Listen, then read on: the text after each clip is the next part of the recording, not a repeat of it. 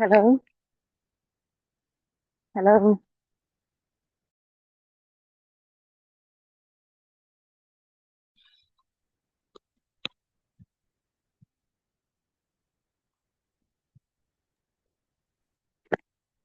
Good morning, everybody. Good afternoon and evening to our valued audience and speakers. Welcome to the highly anticipated Yalda webinar, Local Youth Actions for the SDGs and Beyond. My name is Frank Manika Vuke. I'm a Yalda External Media Team member, and I will be co-moderating the session with Joanna Alugbo. I hope she will present herself again. Business Administration Intern and Entrepreneur, Keldoc Global Innovation. It's really a pleasure to moderate today's session. So we are going just to have some rules. When you enter the webinar, make sure you are on mute. Remain on mute throughout the webinar. So ensure also your camera is off. We need to respect everyone else's data consumption as data is expensive in Africa. Type your questions or comments in the chat box only. Put your name and country, and those whose questions or comments are selected will be asked to unmute and speak. So I think really you are understanding what you are going to do. And if you are asked to speak, you must introduce yourself by name, country only. And please really don't repeat the question or comment. Uh, and then repeat the question or comment you typed in the chat box. So I think it's really understandable, and we are going to have an amazing webinar. So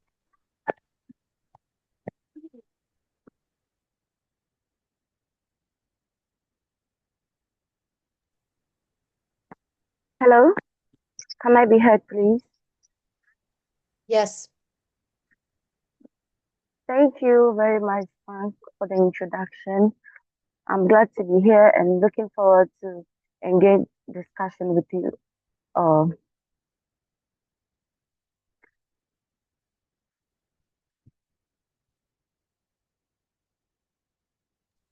thank you too for your presence. Yeah. Thank you to be here to be present for this webinar. So a Forbes article describes networking as a means to exchange ideas. You never can tell how much you know without listening to other people. Success in a career is largely attributed to the pool of information or ideas you have garnered over time. When networks have been created, they foster a trade of ideas to sustain long term relationships and mutual trust. When you are receiving ideas, it helps both in your place of work and out, in addition to instilling best practices that suit your career. Yeah, whenever networking is mentioned, the word professionalism is almost always present. Therefore, understanding how different cultures and people perceive professionalism can make it easier to explore the world of networking better.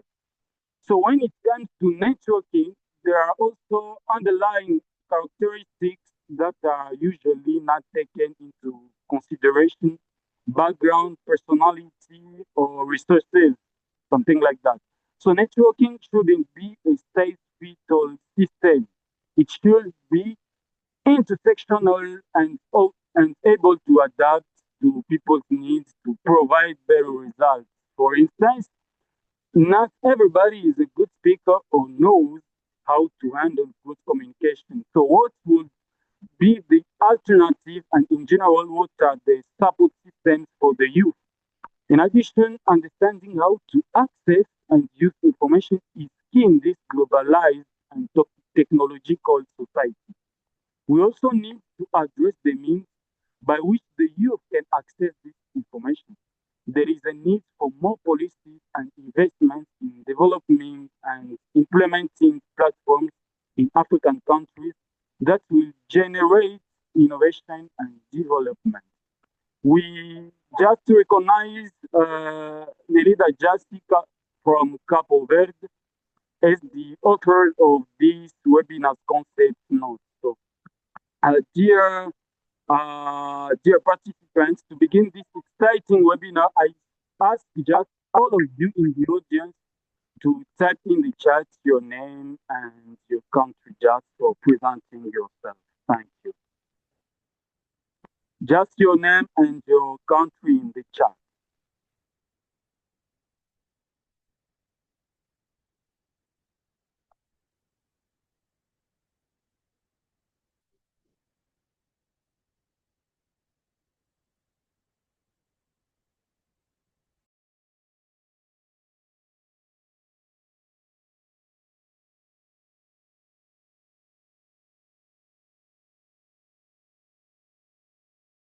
Hello?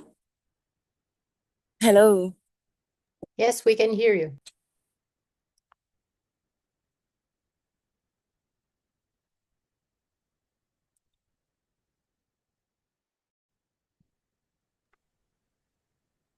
Hello? Can I be heard, please?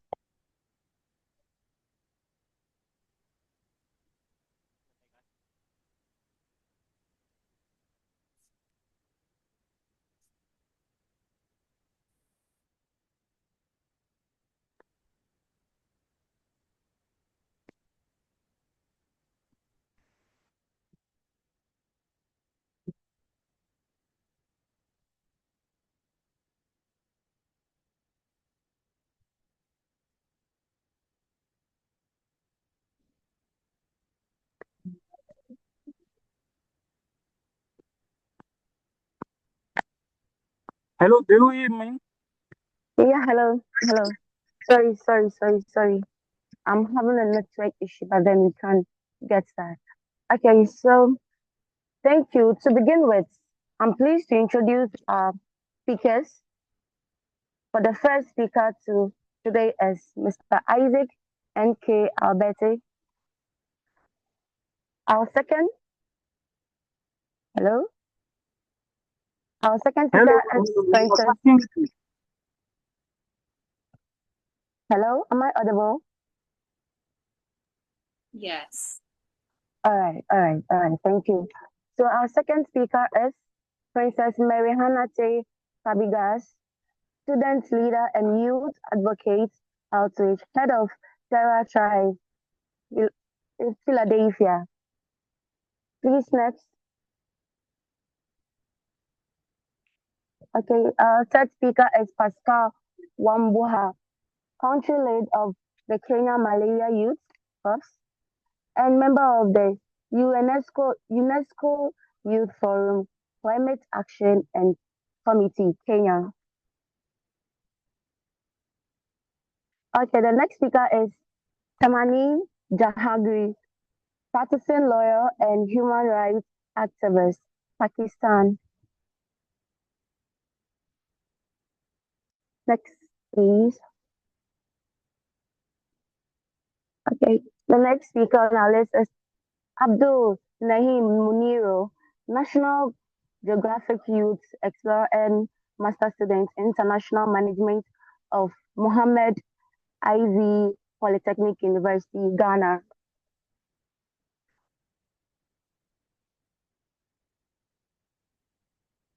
The next speaker is Hannah Moma, Youth Employment and Circular Economic Champion, Ethiopia.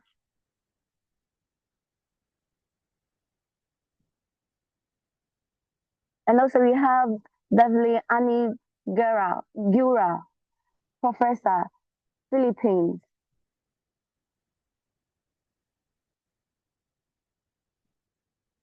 Also, our next speaker is Melinda Kunushi,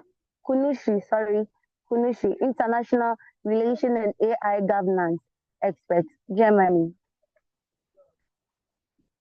We have Lezigo Kibukiwa, okay, business analyst and tech innovator, Botswana. Then our last speaker is Rachel Botes, marketing coordinator, Viku Group, South Africa. Thank you so much to our wonderful speakers.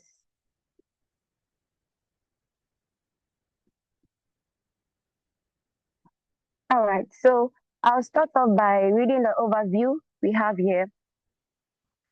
In today's connected world and networking is seen as a powerful tool for career growth and collaboration. What do you believe is the most important value or principle young professionals should embrace to build meaningful and lasting network across and beyond cultures? Okay, so our first speaker is Mr. Isaac NK. Please do us the honor. Good evening, everyone. Thank Good God we are all evening. here. I would like to say a very big thank you to our moderators and the entire team for creating a platform like this and for giving me the opportunity to share my thoughts today. I deeply appreciate the efforts that you put into bringing young people together for meaningful conversations like this, and I am honored to actually be part of it. Um, One important value or a principle that young professionals should embrace to build meaningful and lasting networks across all cultures. It's actually that they need to understand that first impression really matters. So I am going to speak from the angle of first impressions. Now, because in networking, the very first moment you meet someone can actually shape how the relationship goes. First impressions really matter, not just how we look or what we see, but in every energy that we carry. You know, when you meet someone for the first time, um, they should actually feel our authenticity, your respect, your openness. That feeling that often lasts longer than the actual words that you speak. You know, when you walk into a room, it is important that you let the people that are in the room feel your presence, and that is one thing that builds connection in this interconnected world and in this 21st century. It is important that we know that people from different cultures, backgrounds, and perspectives uh, must fully understand each other and truly, before this understanding can actually take place, it is for you to create a space that can let people trust you and then grow with you. Now, I would embrace that whenever we approach somebody and we want to build a connection, we want to build a relationship with a person that would actually last, it is important that we know how we approach things. We shouldn't be just the ones that would be contributing, saying things, but rather show our interest in people, be a good listener, and then let your actions rather speak louder than your words, so that it can leave something in people to actually understand you very, very well. I hope somebody is actually following. And I have just 3 minutes to speak on this. Um, Let me add that it is important also for professors, young professors like us, that we are growing. We need to know that authenticity really matters. That is being true to yourself. So it is not just about you having that first impression, letting people feel your vibe for the first time, but also being real. You know, it has become a fact that you would want to speak to somebody, you would want to impress somebody at the first time, but then you shouldn't approach it such that the instance will feel like you are. up to something, but you should rather just be yourself. You should be authentic, be real, flow in the manner that actually fits best for you. But however, it is actually the way you present yourself, the way you present your information that will let the person, that will leave something with the person, that the person can actually live without forgetting that he or she has met you. So it is important for us to actually carry on with our first impressions. When you meet somebody for the first time, you need to ensure that you have a conversation with somebody, you leave something for the person such that the person can equally remember you every time. You will never be forgetting. You should take into account your first impressions when you are approaching somebody or something. Thank you very much. All right, thank you, Isaac and Kate, for the wonderful insight. So to recap, he talks about our first impression, how we carry ourselves when we want to talk to people in crowd, and also he spoke about how to approach people. We should approach people with respect. We should be real and authentic in our dealings, and also we should let our presence be felt in a room, and we shouldn't look desperate to connect with people. All right, thank you. I'll move on to our next speaker, Princess Mary Hanati Gab- Gabigas, to help us with the same question on what what young people or young professionals need to do, or the value or principle young professionals should embrace to build a meaningful and lasting networking across all countries. Hello, Hello, Hannah, please go am I ahead. audible? All right. Yes, please. For me, the most important idea for young professionals to build strong global networks is authentic inclusivity and contextual empathy. Building on to what the previous speaker has stated, uh, being authentic inclusivity means that it's more than just meeting people from different places. It means you want to truly know who they really are and not just the face that you are seeing upon the first impression that you are seeing. Although, yes, the first impression can last for a long time, it doesn't really define the individual truly onto what they presented themselves to be. It means that there is a certain point to make sure that your networking includes many different viewpoints, not just you as a professional, but also the you as a either a child, a daughter, or a son from various cultures, countries, backgrounds, and in political opinions. There are many varying viewpoints that does not equally define an individual.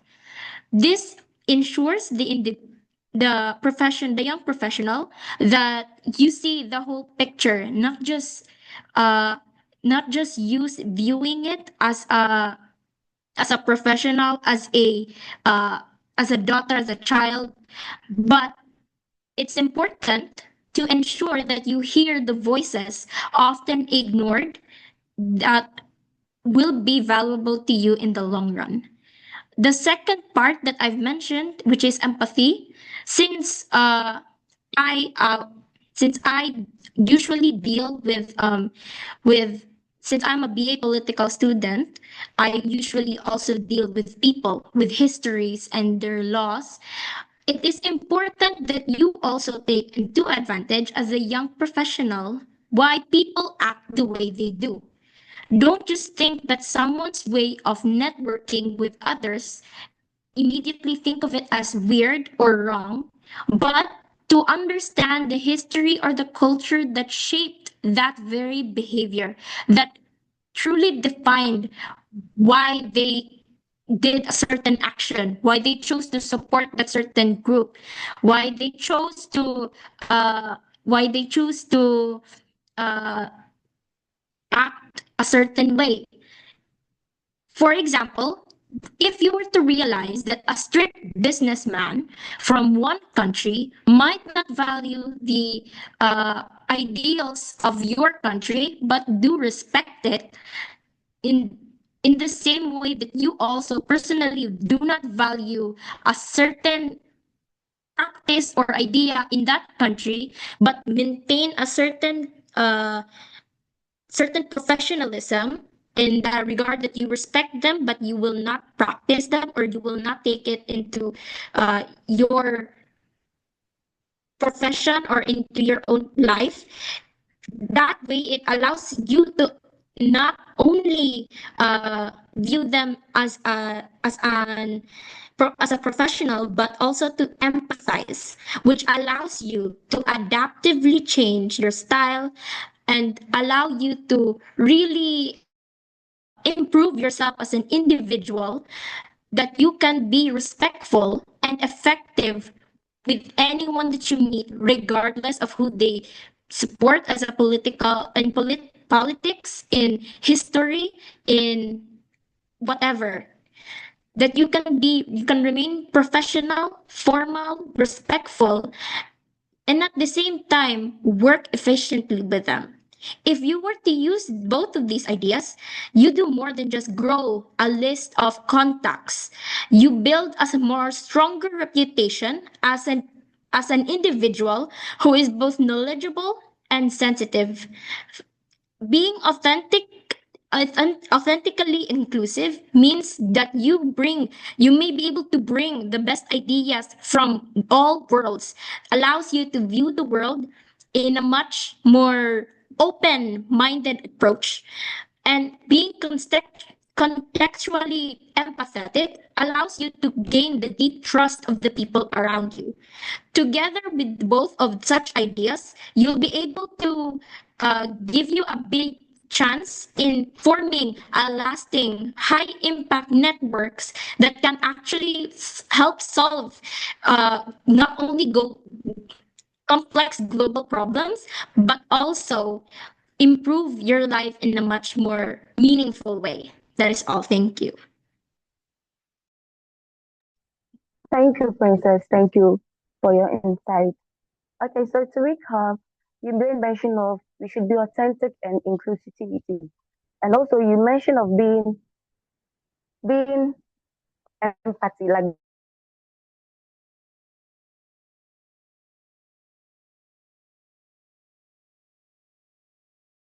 different culture. And so if someone is behaving in a certain way, we should try as much as possible to understand those people and also maintain a professional and a respectful manner in every gathering.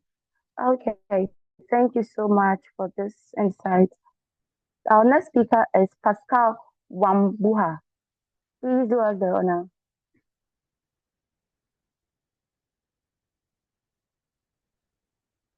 Hello, Pascal. Can you hear me? Hello, Pascal. Are you there, please? Okay, so we'll move on to our next speaker. That is Temina.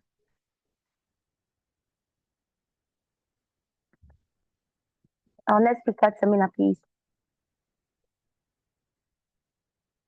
Okay, so Mr. Abdul, please do us the honor to give us more clarity on what young professionals to do or the value we should carry as young professionals to embrace meaningful and lasting network across and beyond cultures. Hi everyone. Good day, good evening, good afternoon from wherever you are joining this call from. So thank you for the opportunity, and I think the two previous speakers have already shed more light on authenticity, which was one of the things that I was going to be talking about. But to put it into context, like the authenticity part of things that I wanted to share about was authenticity that is rooted in respect. Why? Because when we enter spaces across different cultures, we carry not just our skills, but our stories, What stories? Our stories that are rooted in our traditions, in our identities, in where we are from, in what we love to do, what we love not to do. So if we approach others with authenticity, it's sort of like makes us being real to things, being real to who we are, because being true to who we are and combining it with the respect aspect of things for who the other people are, like who you are sort of networking or you are connecting with, create connections that go beyond just transactions. So what I would want to share um, on the other side of things, on the flip of the paper, is when we think about networking across cultures, many people imagine it is just about showing what you know, your skills, your achievements, your story. But then something that I have learned over the years is that it's a bit different. The strongest network that you would find people having don't start with the answers. They start with questions. You know, people naturally love to talk about themselves. So if you have questions like, what can I learn from you? What wisdom does your culture, your journey, your experience hold? That mind doesn't. Trying to get to know the person, trying to let the person tell you about himself, it sort of opened door for deeper conversations. So for me, this became real when I worked with coastal communities in Ghana on ocean conservation. So I arrived thinking I was there to share knowledge, but the turning point came when I asked questions. The elders spoke about the rhythms of the tides and the language of the fish, the signs of change they had witnessed for generations. Hadn't been I hadn't asked those questions, I probably wouldn't have had the network, the connections that I wanted to have in order for me to get the project running. So their answers didn't just inform my work, they transformed it into something unimaginable, like something that I've never thought of, or something that I've never really had at the back of my mind. So that's why I believe the most important principle for building networks across and beyond cultures is curiosity paired with humility. You just don't need to only be curious, but you should have the level of humility. Because when we lead with curiosity, we open the door. And when we stay humble, what happens? We allow others to step through with us. So I invite you, as you build your networks, carry questions like lanterns. Ask them often, ask them deeply, because contracts may come and go, but question asked, or the questions that you ask with humility, will light the path to connections that last beyond memories, but deep into connections that you would never think of. Yeah, thank you. All right, thank you, Abdul Naim Nur. Thank you very much. So to recap, you said we should ask questions. We should ask questions with humility, and also you made mention of being authentic, as our other speakers said of, and also you made mention of that we should be humble in our dealings. When we go to a certain or an environment or a company, we should we should be humble and try to ask more questions on what we need to know. Thank you very much. I would like to hand over to my moderator to continue with our next set of speakers. Moderator Frank, please over Great. to you. Thank you, dear Joanna. I think can I be hearing? Yes, please. Great, thank you.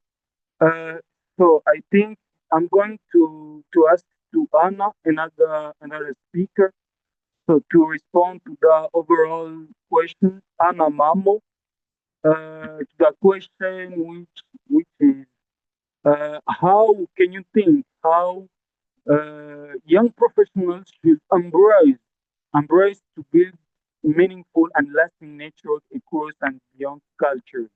How? What do you believe young professionals can do? Hannah Mamo, are you there? Yes, can you hear me now? Yeah, we are hearing you. Thank you. Okay. Um, okay, thank you for giving me this opportunity to be here today. It's both an honor and responsibility to share my perspectives from the experience I have. Previous panelists have beautifully raised most of the points in one or another way, but to add some, Uh, when we talk about networking, it often sounds like it's a modern and professional term, but in reality, networking is not new. In Africa, and particularly in Ethiopia, we have long-lasting traditional community-based networks such as DIR and Equb and so many others. So these are informal systems where people come together to support each other, sometimes financially, and sometimes through presence and solidarity. So the idea is simple. We help others, and when our turn comes, they help us too. So this reminds us that at its heart, networking means trust, mutuality, and collective progress. Whereas now in our interconnected and globalized world, networking must expand beyond local boundaries. Therefore, in my opinion, the most important value or principle that young professionals should embrace is mutual support. We approach networks not only to seek opportunities for ourselves, but it has to be to offer ideas, skills, and encouragement that uplift others. Because when we give and receive equally, the networks can transform into a sustainable relationship that may last long and that has an impact. So whether in Ethiopia, in Africa, or globally, the key principle, in my opinion, for networks must be built on genuineness and spirit of sharing. So this is how we create bridges that carry us all forward. Thank you. Thank you so much, dear Anna. I intend that you say that the most important thing, the most important value or principle is that you have young professionals must have a mutual support. We don't have to keep just for us our opportunities. We have just to to give to others also the opportunity to go so far. Really, thank you, dear Hannah. And I'm going to call Professor Beverly Yan from Philippines to respond to that question. What do you believe is the most important value or principle young professionals should embrace to build meaningful and lasting natural echoes and beyond culture? So I think Mr. Dear Beverly is already there. Dear Beverly, hello Beverly.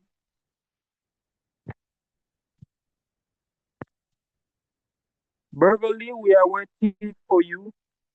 Yeah, hello, can you hear me?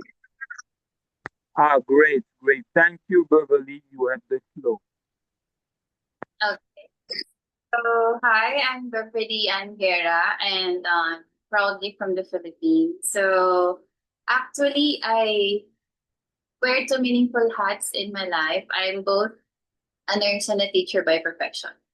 So, with your question, it's actually a good question, and I would like to share my own by relating it to one of our theories in nursing, which is really related in this part. It is all about the theory of Madeline Leininger, and I hope you can understand it but by my own sharing. So, in the context of Madeline Leininger's culture care theory, I think and I believe that the most important value for our young professionals of today that they should embrace is cultural humility. I have heard humility from one of our speaker, and it really is very important for each and every one of us, especially the young ones. So basically, this principle is foundational to building meaningful and lasting networks. Because when we try to build networks or connections with other people, it's very important that we consider it as long lasting. Unlike cultural competence, which is one of the key aspects or concepts of the theory, cultural humility is a lifelong process of reflection, learning, and openness to others' lived experiences.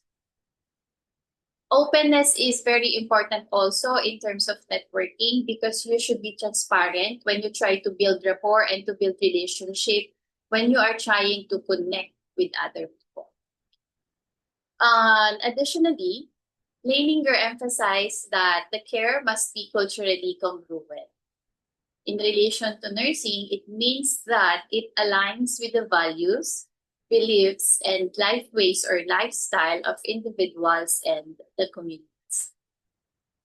In professional settings, on the other hand, this translates to recognizing that our own cultural lens shapes our way of thinking, communicating, and problem solving, and that others may see the world very differently. Let me give you a few examples on how we can apply cultural humility in terms of networking and creating connection, building connection. So first, we have global health collaboration. One example that we can relate based on nursing itself is that when a young nurse working with indigenous communities in the Philippines might assume that Western health practices are universally accepted. But by practicing cultural humility, that nurse would first seek to understand traditional healing practices, family roles in decision making, and spiritual beliefs before even applying and providing the care for that patient. Through this approach, not only that the nurse builds trust, but also it leads to a more effective and respectful care. As I have researched prior to this webinar, I actually found out that both Filipino and African cultures share common key aspects of networking and building connections, by which the first and foremost would be relationship-oriented, meaning that our target in networking is not the business, not directly the business itself, but definitely building relationships through trust and rapport. Because we cannot get the network, we cannot settle the connection if we don't get to interact by having rapport and trust with the people and the group that we are trying to build. Next would be international business or academic partnerships. Example would be when a young professional from Europe working with colleagues from Southeast Asia might notice that the meetings are less direct and more relationship focused. So instead of pushing for quick decisions, cultural humility would encourage him to adapt to what are these European practices would be doing. To what are these colleagues doing as Southeast Asians? Diba? So with the values of patience, listening, and the importance of harmony in communication, this young professional will be able to deliver properly and develop connections accordingly. Kasi I also have noticed that in both cultures, active listening is a very important part of both indirect and direct communication dealing with networking. Basically, not all would be verbally presented. We also have non-verbal cues, especially gestures. Kasi in some cultures, if we are very observant and very aware or culturally competent, in communicating, some would not accept you talking directly or face to face or having eye contact. So if you're not familiar with with the culture of whom you are talking to or the target person by which you want to develop your communication, connection and network, you will never be successful. Kasi you're not adopted or you're not aware of what are their culture or practices. And the last but not the least would be that in virtual multicultural teams, like what we are having right now. And I'm very thankful for the opportunity actually and to Sir Valencia. Kasi I was asking a lot of questions so as to be able to attend to the proper time of this webinar, which is really particular with this last example. So showing cultural humility in terms of virtual multicultural teams would be by being aware of the differences in time zone, the language barriers, and varying communication styles. Like, for example, in our part, especially in nursing as young professional, you cannot understand your patient if you do not know how to understand their language. Commonly in the Philippines, and I think in other countries also, we have to learn how to speak in English because it's the universal language. Okay? And in the Philippines, we also have foreigners, so it's very difficult to attend to their needs in terms of health if we do not understand their language. So basically, we use Google Translator to determine what their concerns are. And communication styles, with the intonation, the diction, and how do they deliver it has something to do also in understanding them. Kasi there might be misinterpretation because of not being able to notice that it is normal among them because we do not know their background. Okay, so it's very important that we ask them, how can I make this space more inclusive? That is why I also like what has been expressed and discussed by Miss Princess a while ago about authenticity and inclusivity. Right? So it's not just about particular with the target person itself, but within the culture that they are into, inclusive of that person, for us to get them as a part of our network and so to connect. So basically, cultural humility allows young professionals to move beyond superficial diversity into authentic connection. It fosters empathy, reduces bias, and opens doors to collaboration that is respectful, innovative, and sustainable. We try to make it sustainable so that it will be long-lasting or for a long term. Because I think networking is also like relationships. If you try to build, or if you really wanted to build a stable relationship, you have to make sure it will stay and it will remain sustainable. So whether you are in healthcare, education, technology, or diplomacy, cultural humility is not just a value.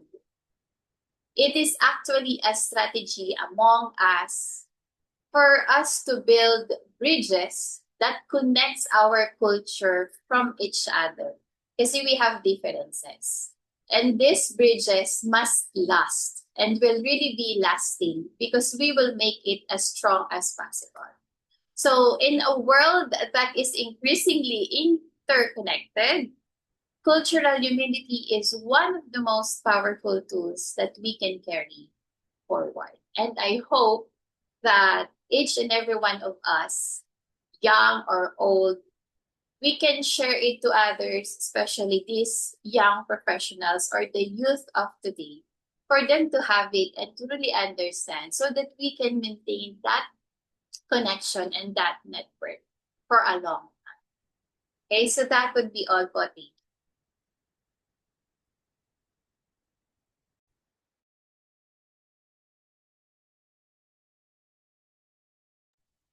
Thank you, really. Thank you, dear Beverly. It's really an interesting expose, and really I'm surprised. And really, I think all of us we have written something which is going to help us in our networking. And I I understand that you talk about humility again. Even though Mr. Isaac was talking about it.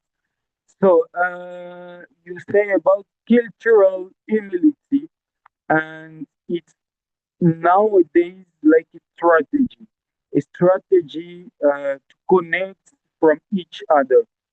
Thank you really for your expose, dear Beverly. So I'm going to call another speaker, Emelinda Kanushi from Germany, to respond to the same question about the most what is for her the most important value or principle young professionals should embrace to build meaningful and lasting networks across and beyond culture. Thank you, dear Emelinda, and welcome. Thank you, Frank, for inviting me and also for giving me the possibility to express my opinion on this important topic. I'm always happy to provide my support and expertise, especially when it comes to young people, because every one of us at a certain point of life, we have been into the position that we needed a bit of support and help to go further in our careers, in our ambitions, in our enterprises. So I feel that most of the speakers that have already brought the topics that are, in a sense, important to know when it comes to what young people should have or could do in terms of having better networking skills or how to access networks that could be supportive to them. So they more or less covered all the values that a young person needs in order to, have or establish, as Professor Guerra also mentioned, sustainable relations. The only thing that I need to mention, and I feel that it is always very relevant in different settings, it is that one of the very, very specific, let's say, type of value that a young person needs to have in order to establish good connection with and to network very well, it is to focus on building trust. It is always very important that this person who wants to network and who wants to, connect with people that could support their journey in life is to come up as a person who is trustworthy, who is reliable, who really shows authenticity, of course, and has tells a story that it is true to itself. I don't know if it is the case of humility always suitable for every type of culture. And I want to emphasize this because it is very important to take in consideration when it comes to networking that it plays a huge role, the country that you are networking with. So some countries appreciate when young people are more confident, forward going, and they really want to, they show that they have ambitions in life.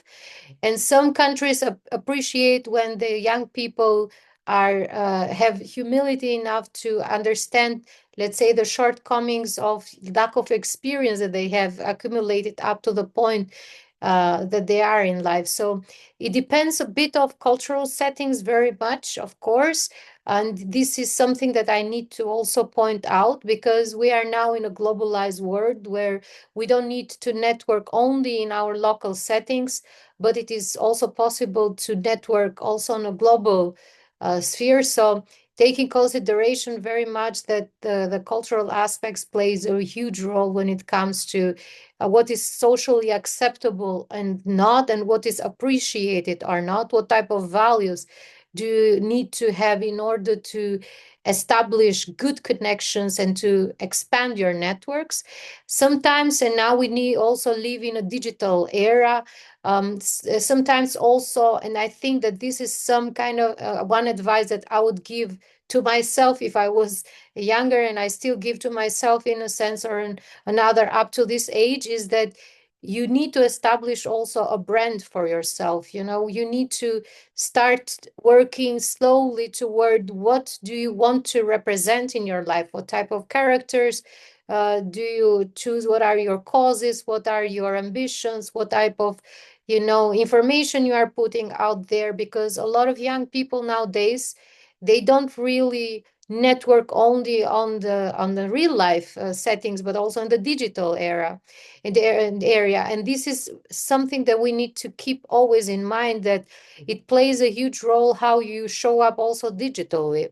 Do you have like a profile that shows you as a person who is always or on the move, or if you are a person who wants to strengthen or their professional competences, this is something that will help you achieving the goals. Because we need to not forget that anytime we network, we do it with an objective in mind, with a purpose in mind. We don't network just for the sake of networking, getting to know people from different fields, experienced or not, but we also want these people to be, in a sense, assisting and supporting us toward achieving the goals that we have. So these kind of things are always important to take in consideration when we network, because it is important to assess what are our capabilities and what are we able to provide in order to have a stronger and to establish trustworthy relationship with others. This is something we have to keep in consideration also when we establish or when we expand our network digitally. Sometimes now with the era, there are different types of networking. There are the type of networking where you are involved actively, and when you go to social events or where conferences or workshops or any type of events, or even these webinar types, that you go there and then you start to meet people, tell your story, connect with them, actually establish also friendships. I've recently read an article, especially on this topic, from a professor who suggests that it is important actually not only to talk to people in a very superficial way, but to connect in a more friendly way. So where you can get to know them personally and then get to know them how you can support, what type of value you can add to their work or life.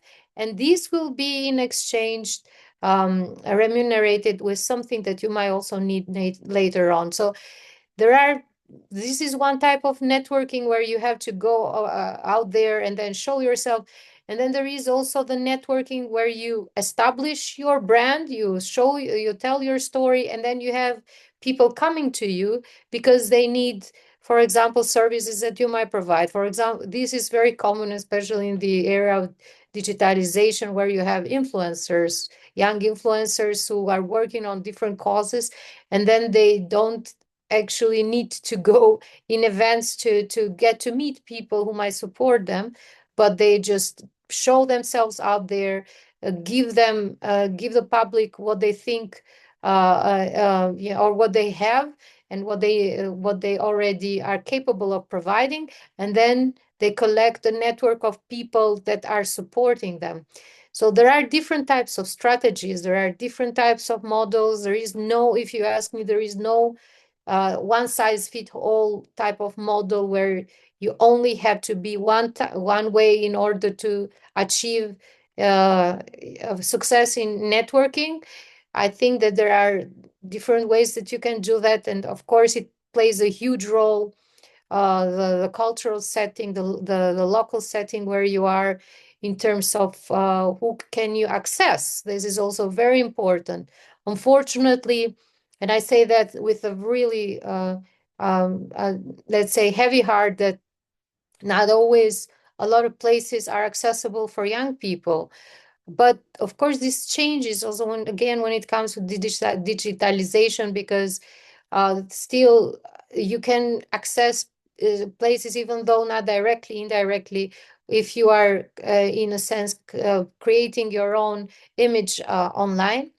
So these kind of things needs to be taken in consideration. It plays also sometimes a role, the background that you are coming from. It's also sometimes relevant. We know about the discrepancies that exist in the access that exists from let's say less privileged children and young people to higher privileged children and young people. The level of access is always different. And we know, for example, from stories that we've seen also around and heard, that how many people who became somehow millionaires or billionaires, they kind of underestimate the level of privilege that they had when they started in life.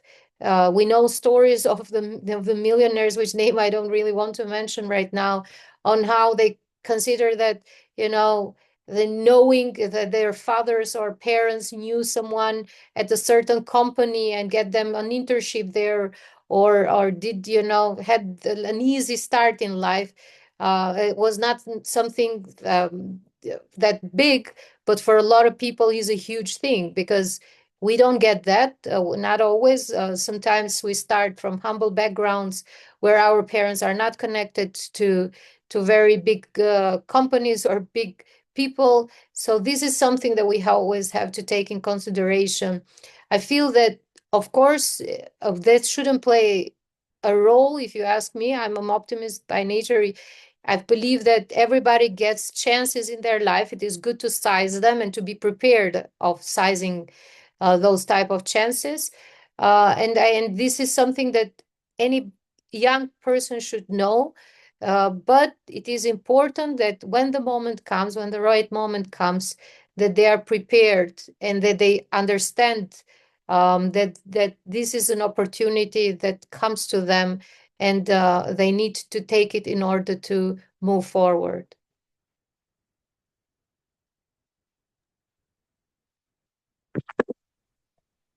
Thank you, dear Melinda. You were talking about building trust, really so interesting. Interesting. So other people they were talking about humility. You asked about the, to trust, building to be focused on building trust. Really, so thanks for your intervention, for your answer. So we are going to call Mr. Pascal Wambua, just because he had some internet challenges. He had some internet challenges when we called him. So I think he's going to talk about this, to respond on this answer just in 2 or 3 minutes. I think it's gonna be so great to respect the time. Thank you, Mr. Pascal Wambua. You are welcome. Thank you very much, Frank. Yes, I had some technical issues, but I had to change my location, my position, and at least now I'm in a good position to speak. Let me not be like Trump to say, when the escalator failed and the projections on the telephone staff also failed, he thought it was a sabotage, and maybe those people, they don't want him to speak what he wanted to speak. My name is Pascal Wambua from Kenya. Kenya is, we say, is home of hospitality, rich in culture, many tribes that live together with different diversity, with different mode of living. and we are very proud of what we have. We also say that Kenya is the home of humankind. We are the first fossils, archaeological sites for the first pieces of humankind are found here in Kenya. So the issue of networking and connecting, especially for the young people, is very, very crucial. But it's not a thing that we are starting. It has already been there. Even during our great-great-grandfathers, during the traditional setup, they used to stay outside, enjoy the moonlight together, enjoy the warmth of the fire, fireplaces together. Not because they can't get that in their homesteads, but because on coming together, sharing all that was also a mode of collaborating, of exchanging ideas, and it was very, very effective those times, because people could share drinks, share meals, and that way ideas and also ways of coming up with solution for the challenges they faced those times. Also, I remember my grandfather before he left us a few years ago. It's a very, very good storyteller. Now, went to war in Egypt. Come from the southeastern part of Kenya, travel all the way to Egypt to the World War, and then there, of course, there you'll meet people of a different culture, people of different races, and regardless of all that, you have to connect well with them. You have to interact very, very well with them for you to succeed in whatever you are doing there. And he did very, very well. And after the war, he found friends in Egypt. He found also went to Asia, found friends in Asia. When they came back to Kenya. Those are the same network he met there. The same network he used to build himself here in Kenya. And, he was able to live a successful life, valued education, he valued peace, because he saw what war can bring. So now there is need for people now to live well with each other, regardless of where we come from, regardless of the culture, because each and every person at least has got something to offer. I have also had an opportunity to listen to some of the presenters and some of the questions raised. One thing I have very crucial in networking is communication, because you have to communicate for you to connect to anyone. Whether I understand that there might be barriers in the way we communicate, but at the end of it all, for it to happen, there must be communication. Whether you are using sign languages, whether you are using whichever mode of communication you must use, at the end of it all, there must be good communication for the networking and the connection to take place, because how are you now going to know each other if you cannot communicate? So communication is very, very crucial, very, very crucial when it comes to networking. But with technology, advancement in technology, that's no longer a challenge. You can speak with people of different languages. We can also speak with people from different cultures, different races. That has been attributed to by the advancement that we have in technology. So governments, institutions have put in consideration the aspect of people living with disability in a way that they are not left out when it comes to communication. So another thing very, very important is also empathy and kindness, because you have to put yourself in the shoes of the other person whom you are networking with. And that should be very, very literally doing that. And that should be very, very genuine, because I have to understand also the culture you are from, see the good thing in it, of course, but that does not mean that all our cultural practices are good to each and everybody. Of course, we've got norms, but we should come up with ways of pointing out these norms in a manner that is professional, in a manner that is friendly, and in a manner that does not offend the person from that culture. That should be done respectively, and has been offended by any of the by you pointing out those norms. Of course, there are norms. For example, I was doing some assignment on female genital mutilations here in Kenya. It's known as the cat.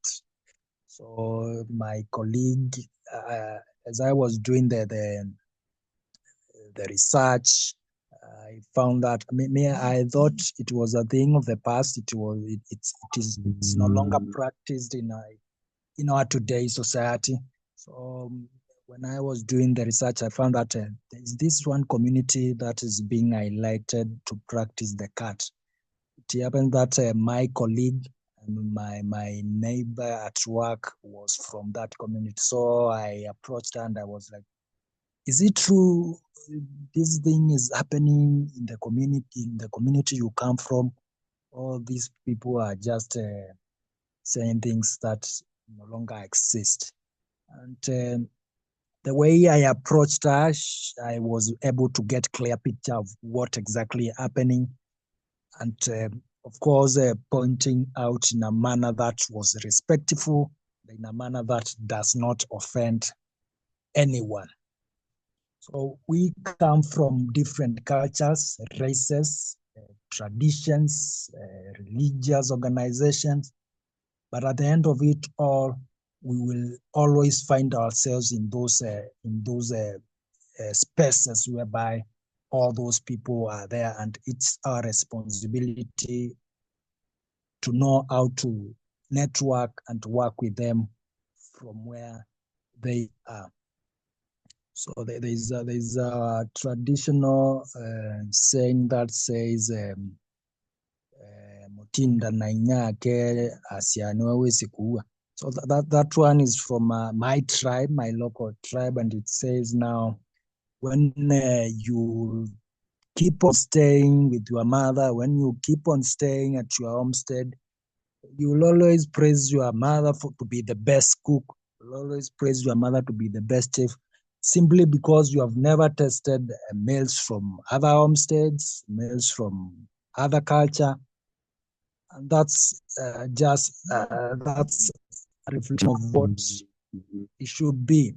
We should think outside our culture. We should think outside our communities, because I believe that we are living in a very, very dynamic world, and we were not made just for our communities or the societies we come from, but we were made to be impactful anywhere, anytime on the globe, because right now you can find yourself anywhere, anytime. Once you find yourself there, no excuse, you have to do what you must do. So that's a principle that we must embrace, that anytime you can find yourself in a totally different a space where you need to adapt to the culture of that space, where you need to adapt to the languages, the food, everything. So, but the good thing, the world is also changing. We are making advancements in how we embrace each other, how we live with each other.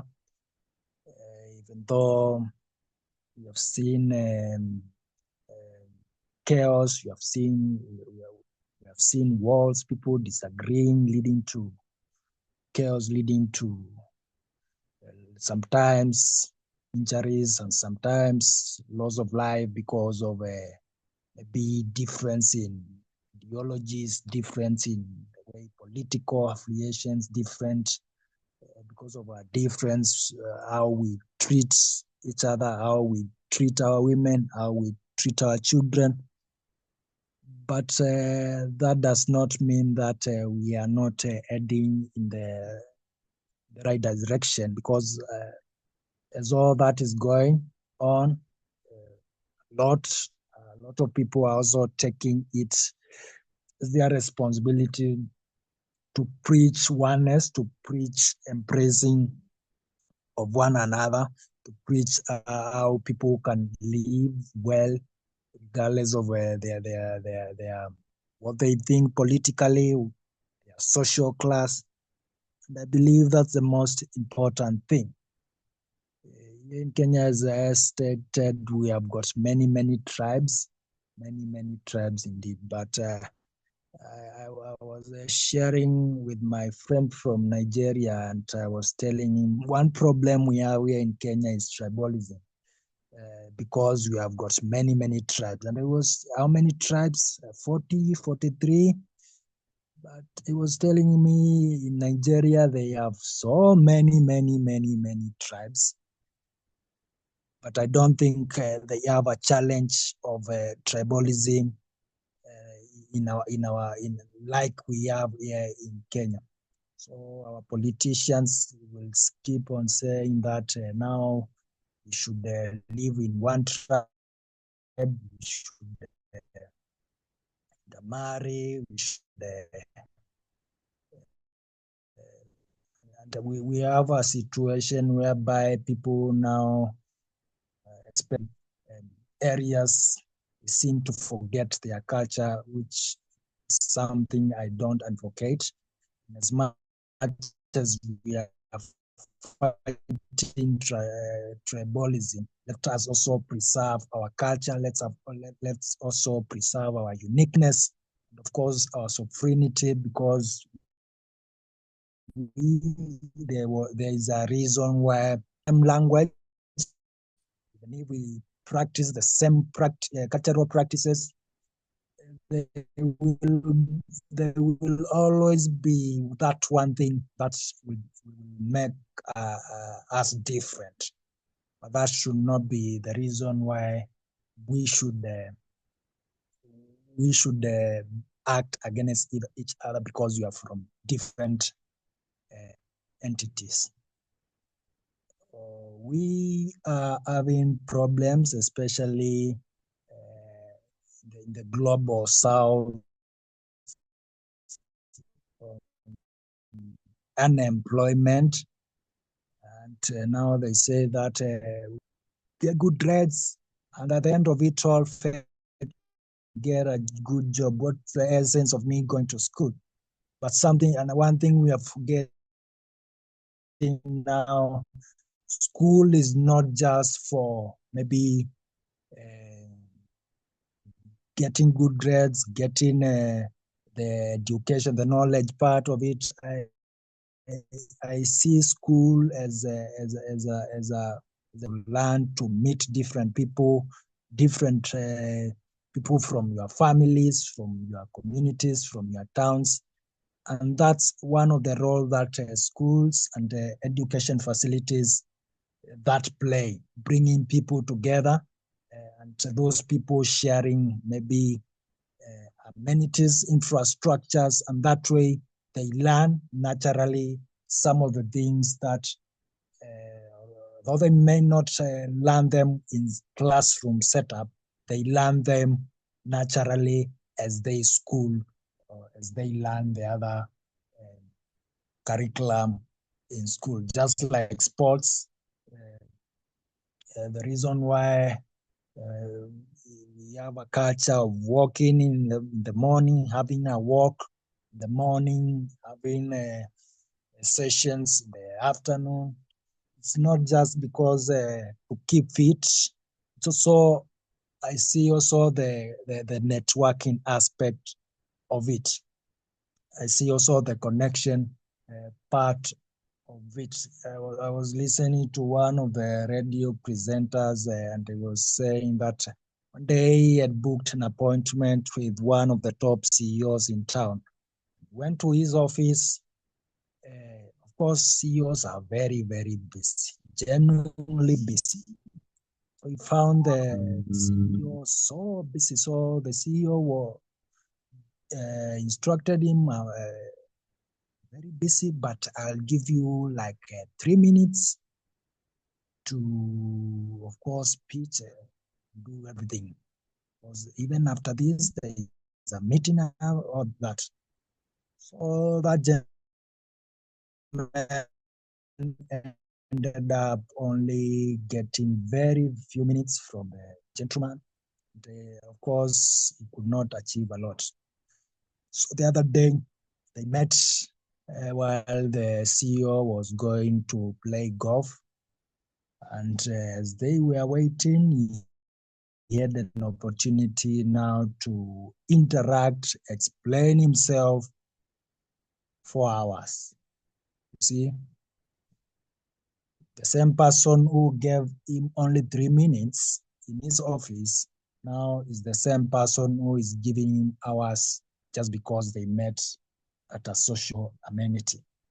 So these are some of the things that young people should learn to embrace. The advancement in technology now, we have got the digitalization of things. We have got these virtual meeting setups, the Zooms we have. You don't need to travel to DRC Congo for you to know the good people of DRC Congo. You don't need to travel to Germany to know, to get friends from Germany. We are blessed to have advancement in technology, and that advancement, if we leverage it very, very well, we can make a good use of it and network and connect people in a manner that is cost friendly, because you don't need to travel a lot to know many people. You can know people just at the luxury of your own, courtesy of the advancement that we have in our technology. With that, I think I'll be back to you, Mr. Frank. Thank you very much. Thank you so much, Mr. Pascal. Really, thank you for this interesting expose. You were talking about kindness, empathy, and you say that we have to be in the shoes of we have to put ourselves in the shoes of the other person with one we are talking or networking. So thank you. I'm going to call dear Lesego. Really, just be brave as long as well as it's possible. So really help us to have time for other speakers. Dear Lesego, we are welcoming you for your response. Thank you.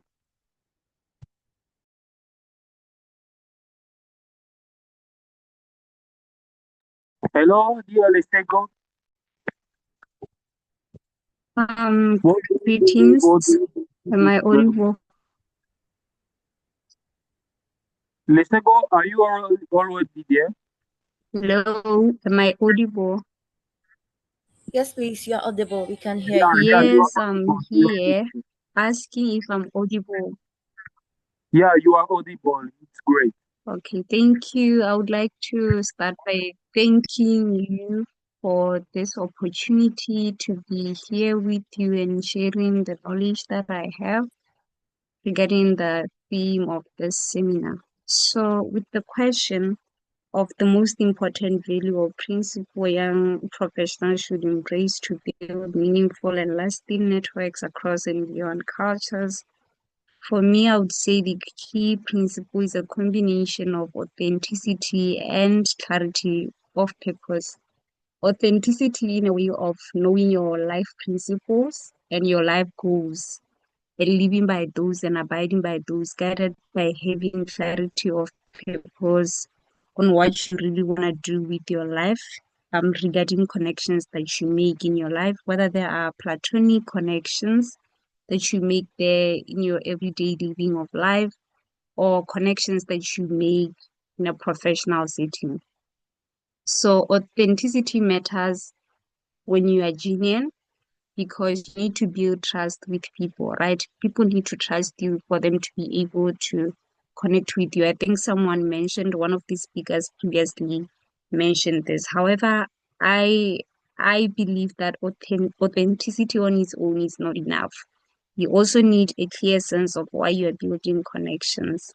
Is it to find mentorship, to share knowledge, to grow your career, or to collaborate on projects? Or do you just love connecting to people and making meaningful relationships or connections? So when you know your purpose, you network with intention instead of just collecting contacts either on your LinkedIn, your phone, via business cards or whatever, right? So the connections that you make are intentional. Another principle for me would be self-awareness. Before we even approach others, we need to reflect on what we currently bring to the table. This applies most of the time in a professional setting, right? Where when we want to build our careers, achieve something, either we are building a business or we are trying to introduce a new product in the market, digital product in the market, right? So you need to reflect on what you currently bring to the table, whether it's a skill, a perspective, or even just curiosity and eagerness to learn, right? This applies a lot of times to youngsters who are out there looking for a way to make it in the industry. Sometimes young professionals feel like I don't have much to offer as of yet, but remember that your value is not only about your job title. It could be your creativity, your ability to connect with people itself. You know, those people who are able to instantly make connections with people in a setting, regardless of whether it's their first time in that setting or what, they will still be able to maneuver into that space, connect with people well, make impactful, meaningful relationships or connections or your fresh ideas, right? At the same time, knowing your weaknesses helps you identify what kind of people you should be learning from, right? This also aligns with those life principles and life goals that I talked about previously when it comes to you being authentic as a person, when you reach out to people or when you meet people. And finally, I believe that we cannot ignore rejection because the reality is that not everyone will see your value right away, right? Some people will only connect with you if they believe that you are already on their level. We see there's a lot of times you reach out to someone on LinkedIn who you believe can be your mentor, who you believe you can learn something from, whom you believe can be your next business partner. Maybe you have an idea that needs to be pushed. And sometimes these people feel like you're not on their level, so they have nothing to learn from you or you add no value to their life. So a lot of times you are met with rejection. That can feel discouraging, but that doesn't mean it should be the end of your story. It's part of the process. It teaches you to refine your message, build resilience, and keep seeking those who do actually see your potential. The right networks will recognize your value, and when they do, those connections will be far stronger and long lasting. And then I'd say that to be authentic and be clear on your purpose and understanding your value and not letting rejections stop you is the key to making connections way beyond your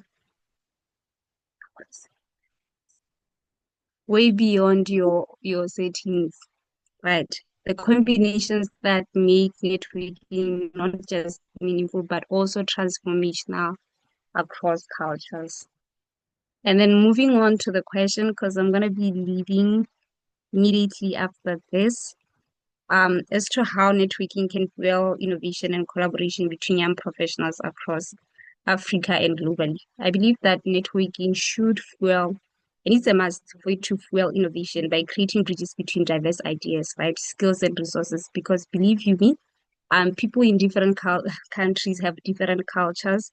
So we are talking about different culture sets, people who think differently, influenced by the environment that they exist in. So that could itself be a bridge to diverse ideas that come from different places.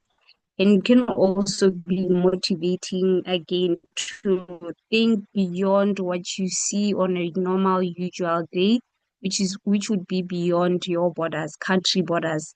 That allows you to not only develop ideas or digital products that are suited for people in your local area, but rather solve problems that are experienced by people globally, not just in your environmental setting. So when young professionals connect, they shouldn't just be building contacts.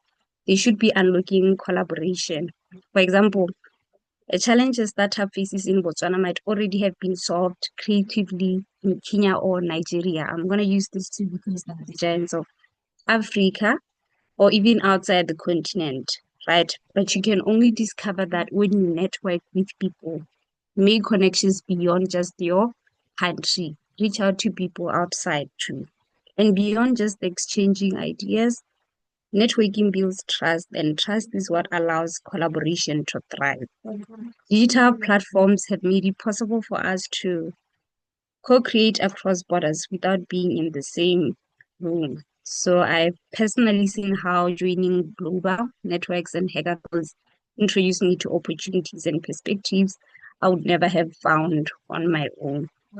So lastly, I would just say that the real innovation happens when we stop competing in silos and start collaborating across cultures. Together as African youth, we can create solutions that don't just solve local problems, but set new standards globally. So I'm going to end there. Thank you. Thank you so much, dear Lisego, and we have touched that you respond to your question already. I'm going to call so fast dear Rochelle from South Africa. So, hello, dear Rochelle, you are welcome.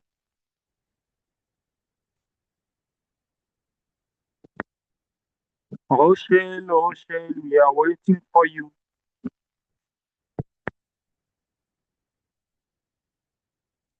Hello, Rochelle.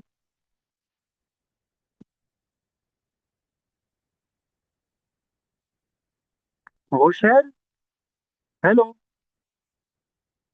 It seems Rochelle, she has some challenges, perhaps, I mean. So I'm going to give the floor to my the dear the another co-moderator, Joanna, to continue the session. Thank you. Dear Joanna. Hello, can you hear me? Am I Yeah, audible? it's okay. Thank you very much. Thank you very much. That was very exciting. Let me now direct a question to Tanimi Jahar. Okay, so this question goes to Temini Jahargri. How can young professionals adapt their networking style when engaging with people from different cultural backgrounds? Temini Jahara, please do us the honor.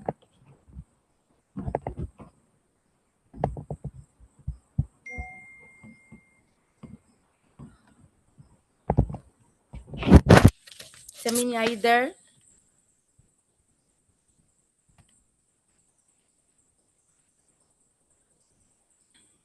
Okay, so let's move on to our next speaker, Isaac. So, Isaac, this question goes to you. What policy or initiative would you recommend, sorry, would you recommend to strengthen youth networking platform in Africa? Let me take the question again.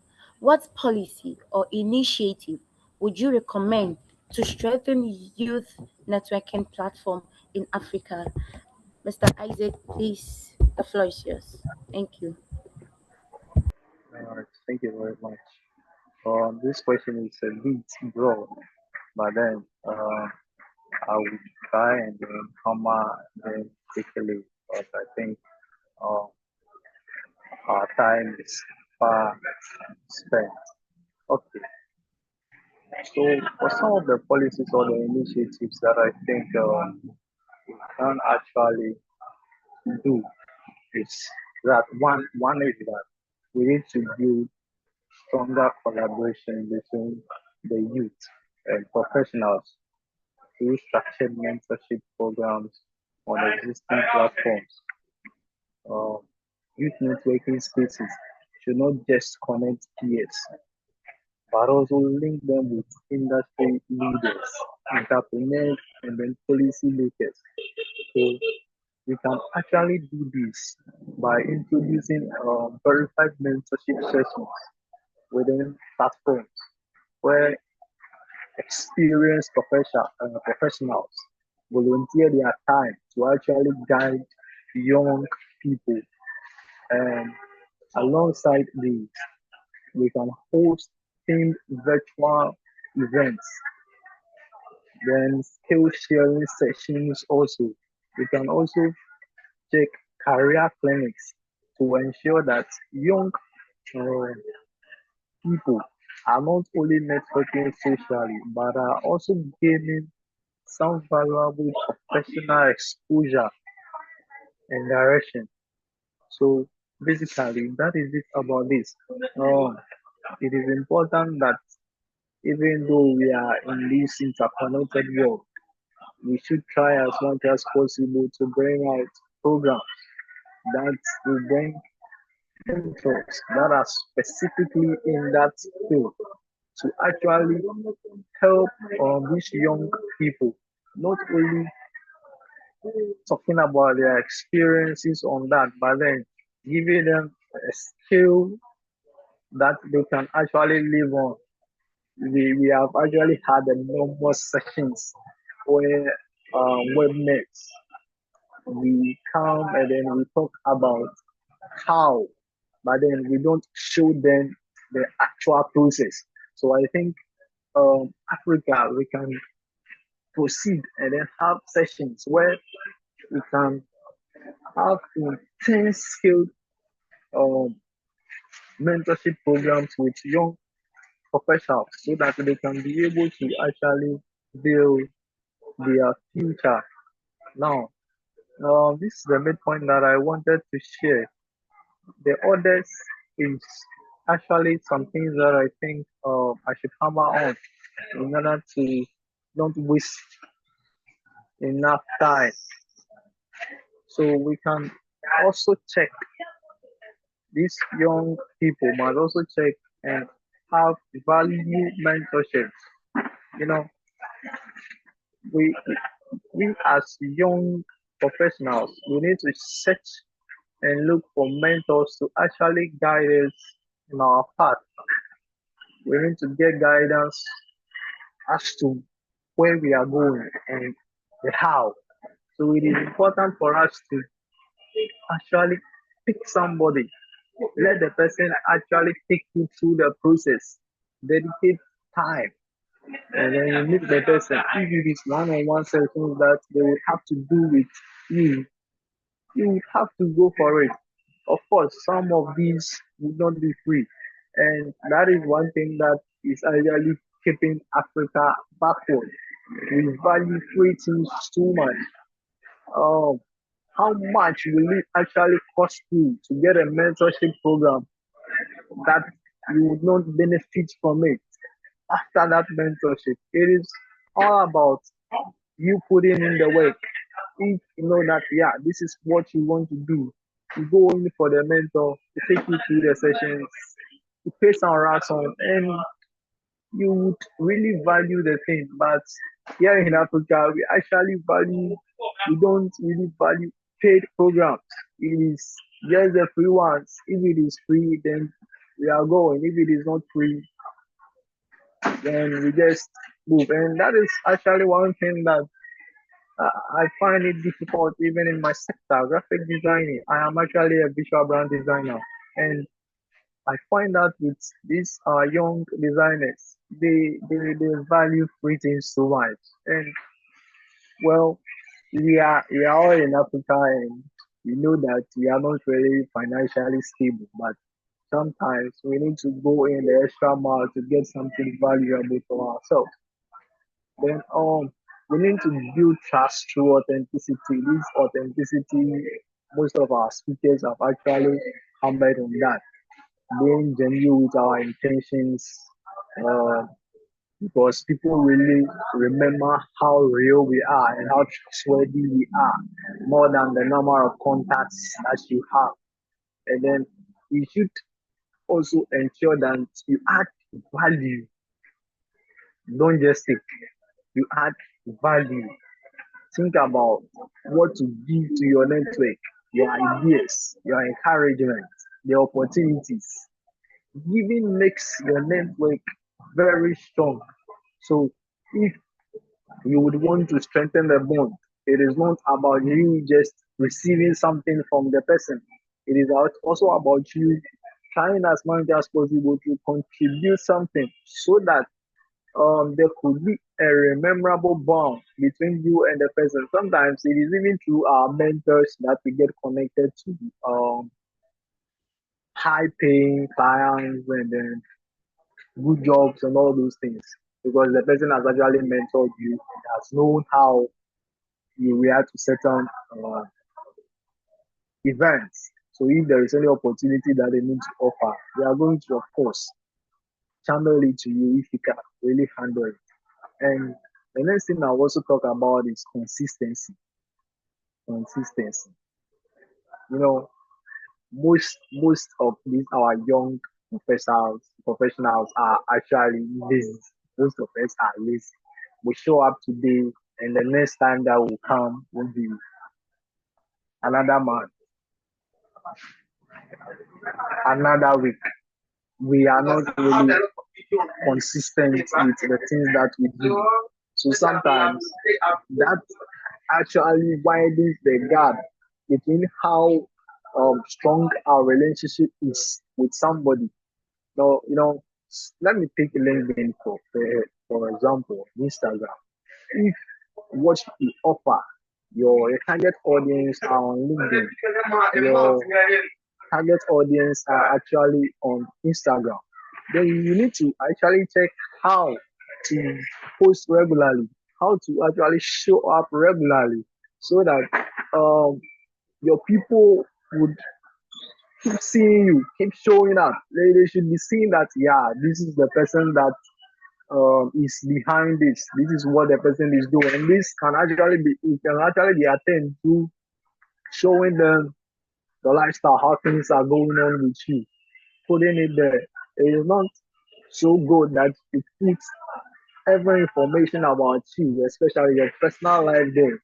But then you share insights in your area of specific. If it is movies, if it is graphics, whatever occupation that you find yourself in, you need to try as much as possible to communicate that message to your target audience. It might seem that today you are not really getting the value that you want, but some days to come, some months to come, some years to come, it will eventually pay. So in order to strengthen our networks, we must be consistent.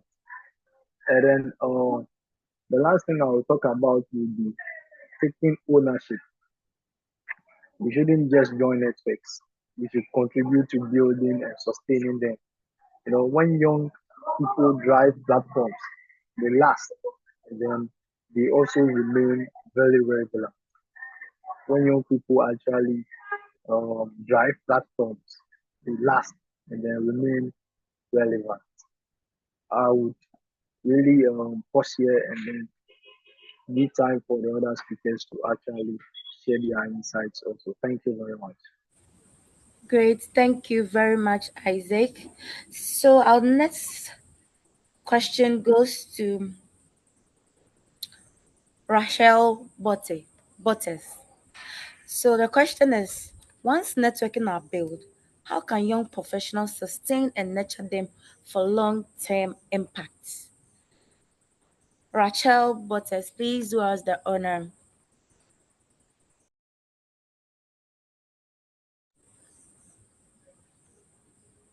Rachel, are you there?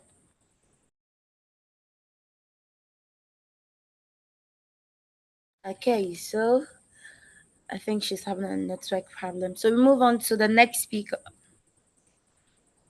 Okay, so this question goes to Abdul Naim Nunu. How can African youth overcome barriers such as limited resources or digital access to participate fully in networking opportunities? Abdul Naim Nunu, please do us the honor.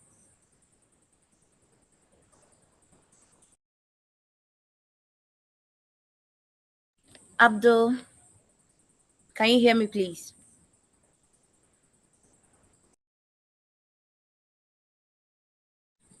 Hello, Abdul.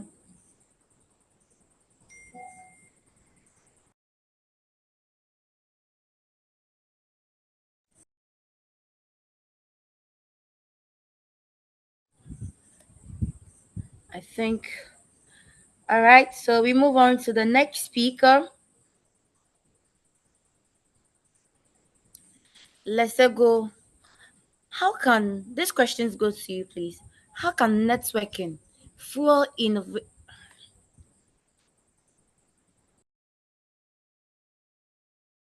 All right, so this question goes to Princess. Yeah, I think. Okay, so Princess, please do us the honor. What common mistakes do you see young professionals make when networking and how can they avoid them? Hello. Uh, okay, so every time I meet up with my fellow young professionals, I often witness them make three similar mistakes. One of them is they adopt a transactional mindset. What is a transactional mindset? It's just that they favor making connections only when they are in need of a job or a favor or specific opportunity. Essentially, they adopt that mindset when they need something that moment. This is the ask first approach, which makes the other person feel that it's inauthentic and can quickly damage your own as a young professional's credibility, because it make it seem to the other that the relationship that you two have is merely a means to an end. It's like a business transaction. So to avoid this, young professionals should embrace the give first philosophy, which is essentially you reach out proactively to offer help to that individual, share valuable information or the valuable information that you will be able to give legally, or you can just like comment under their announcement either in LinkedIn or in social media to celebrate their achievement without expecting any immediate return. By building that up and nurturing that relationship consist consistently and without any intention or like any expectation that you hope that they reciprocate, you will be able to to create a natural extension of an already established partnership. It makes it feel warm as opposed to making it like a cold demand to the other. So, and a second major mistake that they would make is their priority on quantity over quality, which leads to a large but quite weak professional network. What does that mean? It means that many young professionals focus on collecting as many high profile contracts or social media follows as opposed to fostering a deep engagement with the people that you are already in the know. There is a superficial approach which results to a weak support system that is unlikely to yield long-term relationship, mentorship, or career opportunities for you in the long run.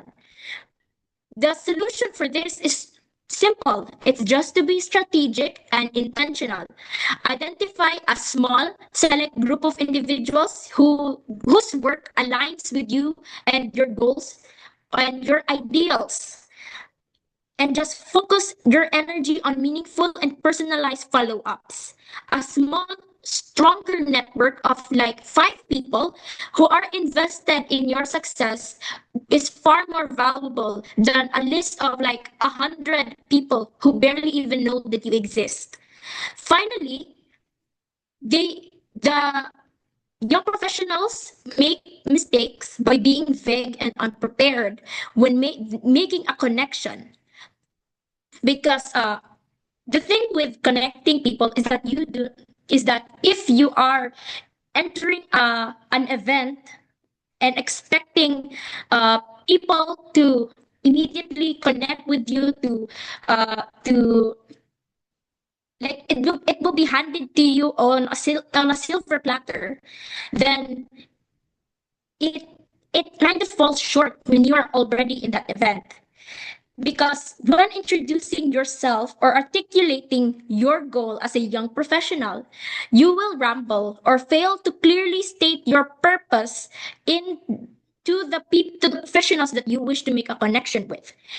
Thereby, you are just wasting the valuable time of that individual when they could be using that time to create a much more meaningful individual connect relationship with another candidate aside from you.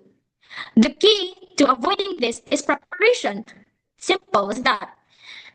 Because there's a saying that the world favors the prepared. Hence, you need to prepare a compelling pitch for yourself. That's right. You have automatically prepare a pitch that, oh, for example, I am an individual who values that certain ideals, and in this event my goal is just to la la la state. It summarizes your current role, aspirations, and your specific reason on why you are in that event and why you're reaching out to that certain professional. Furthermore, you must also do your homework. You cannot enter an event without knowing what you are getting yourself into. That is like saying that, oh, I will run a presidential campaign without even knowing what a role of a president is. So you have to research the background and maintain your expectation on what type of people will be there. Okay. And also this demonstrate respect, which allows for the professional that you are trying having a contact with, to perceive you as a thoughtful individual, as an individual with a goal, with an ambition to fulfill that certain goal, and shifts the interaction from a personal plea for like you want a favor or something to a mutually enriching and memorable conversation that would lead you to a much more meaningful relationship in the long run. That is all. Thank you. Thank you very much for your insights. Okay, so our next speaker, I don't know if Rachel is with us. Rachel, are you with us, please? Rachel, are you with us? All right, then let me move on to Abdul Naim. Abdul Naim, are you with us? Abdul Naim, can you hear me? Okay, so all right, so I'll pass on to my co-moderator Frank to take on with the other speakers. Thank you. Thank you. yeah, Joanna.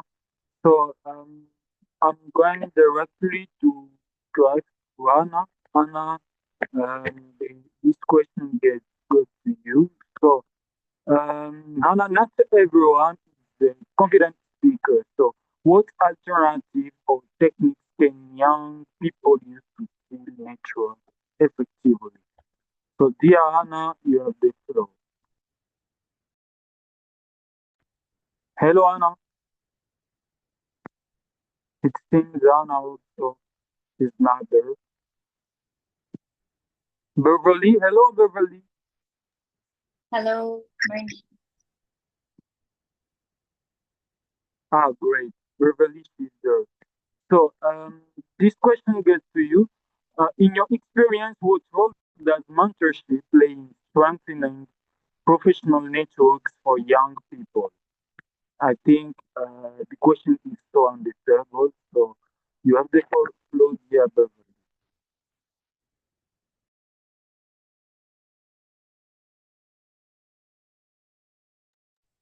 Okay, so can you hear me po?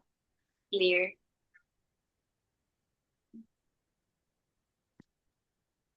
Hello, Hello? Beverly. Hello, Beverly. Yeah, Ah, can you? Hannah. Hello, Ah, Hannah. I'm back. Okay, okay. So we are going to ask. We wait just for Beverly, and you are going to come back again to Anna. Beverly, just you can respond already to Hello? your question. Hello, Beverly. Okay, sige, I'll start with my answer. Beverly, are you there? Yeah, yeah, I'm here. Can you hear me? Great. I Hello? was yeah, I was saying this question gets to you. In your experience, Hello? hello. In your Hello? experience, what role does mentorship play in strengthening professional networks for young people? That is your question, Beverly. Okay, so thank you, Sir Frank. Actually, this is a very relative question to my career and my profession. And I would like to share a bit of my own experience to each and everybody so that you will know of it, how I'm going to provide my answer to this. Well, definitely as a nurse and an educator or as a teacher, I have come to understand that building meaningful and lasting networks across cultures begins with values. And these values guide not just what we do, but also on how we connect with people and also our environment. For me, these are the three C's: competence, compassion, and creativity. And the three T's by which I was taught into when I was in college as a Lasallian student. For everybody po, I am a graduate of De La Salle pa in the Philippines. And I used to have these values as one of my inspirations on delivering care as a nurse and providing learning and education to my students as a teacher. So these salient values would be teaching minds, touching hearts, and transforming lives. Let me discuss to you each values one by one. So let us start first with the competence or the three C's, starting with competence. Actually, competence is believed to be the bedrock of professionalism. No one can say that you are showing professionalism if you're not confident enough and if you're not competent enough to perform your task or your role and responsibility as a nurse or as a teacher or as an engineer or as a youth or whatever profession that you are in. Okay. Just a mere example in teaching. Competence means being academically prepared and pedagogically effective. You know, I believe that a great teacher is someone who does not just teach, but also someone, or more than that, someone who values that making something more deeper and dealing something into the life of students, attracting them and influencing them would be more to be considered as a great teacher. You know, you cannot be a great teacher if you're not influencer. Okay, let me open your video so you can see me actually. And in nursing, on the other hand, it means being clinically sound and ethically grounded. As a nurse, your actions towards managing the condition of your patient must be based on your knowledge, application, and research. You have to be independent. You have to be technical kasi you are dealing with the lives of your patient. So you have to acknowledge moral practices, ethical values, kasi if not, you would have the consequences of your actions. So basically, competence does not go along with the competence itself only. So it cannot build bridges, just like what I have said earlier in the first question. It must go with compassion, because competence with compassion allows us to truly connect with people. Being a nurse and a teacher, the two must go along together. So I have seen how compassion transcends cultural boundaries, whether I'm caring for a patient from a different background or supporting a student who feels unseen. To give you an idea, I have worked just recently in a school in Manila, in the Philippines, where I have a variety of students, not just Filipinos, but actually we also have foreigners. And honestly, majority of them po would be from Africa because they are Nigerians. And I know how difficult it is for a foreign student to be living in a foreign country. Okay? So basically, as a teacher, I have to have a lot of styles, a lot of strategies, so that I can bring them or give to them what I would wanted for them to know. Because the reason why they are here in the Philippines is for them to study, so that whatever they pay must have something in return. So in order to meet halfway, I have to talk and to speak during classes in the language that we will both understand. So basically, for both Filipinos and foreigners, I have to speak in English. And differences in the way I deal with them, it's really very important for me to present. Kasi, you know, learning is not, does not entail just one action or just one way or strategy. It has a lot, especially if you have a variety of people that you want to educate, by which they have differences in their learning styles and their learning capabilities. Secondly, then last with the letter C would be creativity. It allows us to adapt. Right? In a multicultural classroom or hospital ward, no two individuals are the same. So I have designed learning competencies that speak to different cultural contexts, and then innovate in care delivery when traditional methods didn't resonate. So basically, creativity helps us meet people where they are. So that's why, as what I have mentioned earlier, I was able to deliver it properly because I know for a fact that they cannot understand Tagalog if I speak in Tagalog, just as for me to be able to deliver what I wanted for the Filipinos. So basically, competence, compassion, and creativity has a big impact or have a big impacts on delivering education and providing care for patients, especially in terms of mentoring them. Next, let me share to you a personal story about how do I feel that being a mentor is somehow a memorable experience for me. Okay.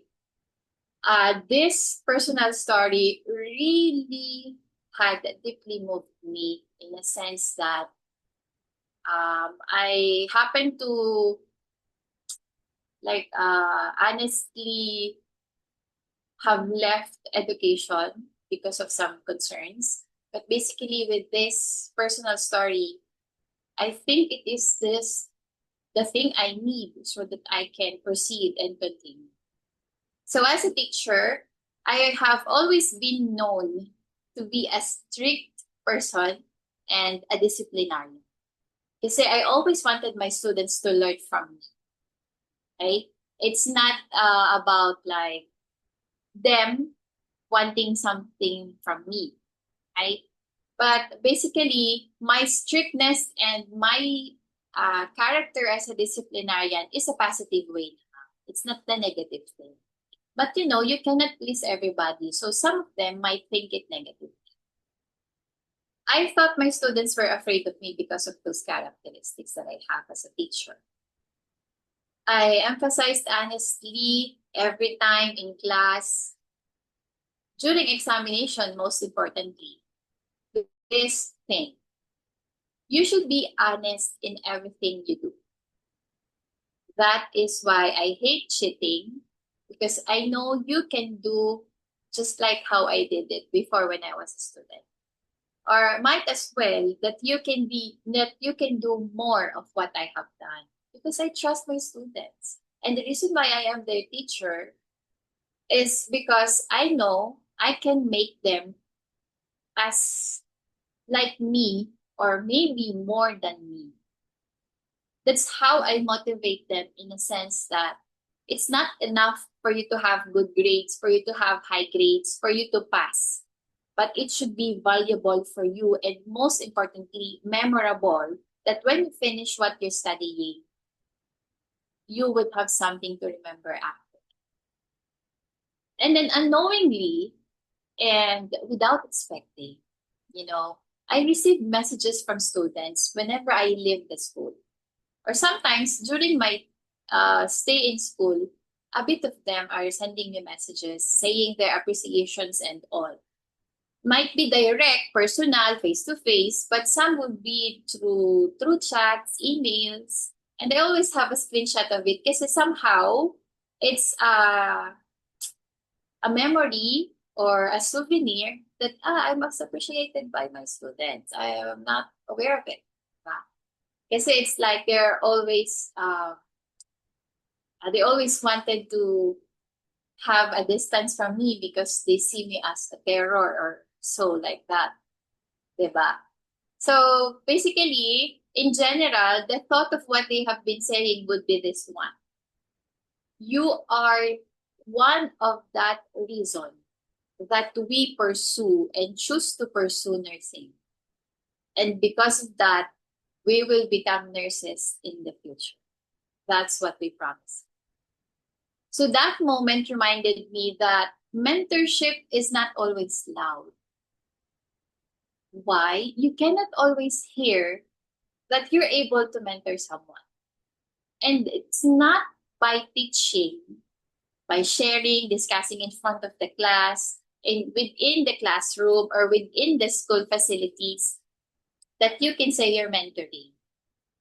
Teaching is different from mentoring, because mentoring is a more deep word to say that you are educating someone, right? Most of the time, mentorship is often quiet, but consistent and deeply impactful. So this brings me power to know and to discover that that mentorship has its own impact in networking. And as a teacher, I believe mentorship helps young professionals do these three things. Build confidence, because you need it in order for you to build rapport, to deal with people, to establish relationship and to connect with them. Boost motivation. You cannot maintain a lifelong or a long-term connection which would be sustainable if you're not motivated to do it. Diba? And then, last but not the least, would be develop leadership. Diba, I told you a while ago, great teachers does not just teach. Just teach, sorry. They influence, they create impact that most of those teachers do not know about it among their students. But deep in the hearts of those students, they are really doing something good in their lives. So because of that, the influence of that teacher roots and make the reason or the beginning for these students to act as leaders in the future. It boosts them to become leaders. Now, it's not just about sharing knowledge. Mentorship is not just about sharing knowledge. It's about shaping character. So I hope that it would be the focus of us connecting, doing network, building connections through mentorship. It should be that aside from sharing knowledge with each other, culture to culture, personal to personal, professional to professional, somehow it should be one reason for us to change something in ourselves. Not because we want to adjust to them, but because we know for a fact it is important for us. And then, in mentoring students from different cultural backgrounds, I have seen how guidance rooted in values can transform hesitation into leadership. This is one problem among young leaders or the youths of today. They have the fear of presenting themselves. They have the fear of speaking in front of a lot of people. They have that fear that, no, I'm young, I cannot do something about it. No, I'm young.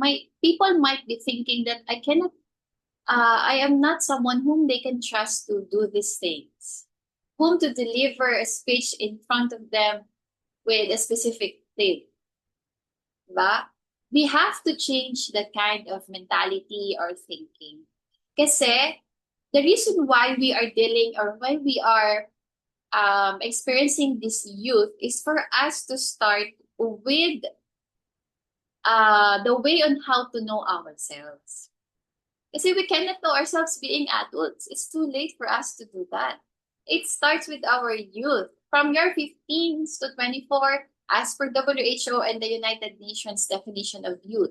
But for Filipinos, in our one of our laws or bill in the celebration of the youth,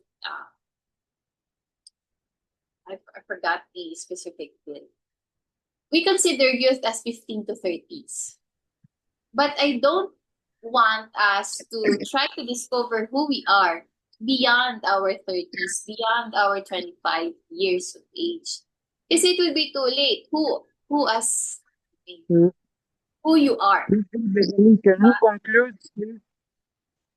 So it must be that during this period, we discover ourselves, our strength, our capabilities, our abilities, where we can go, what we can share, and everything.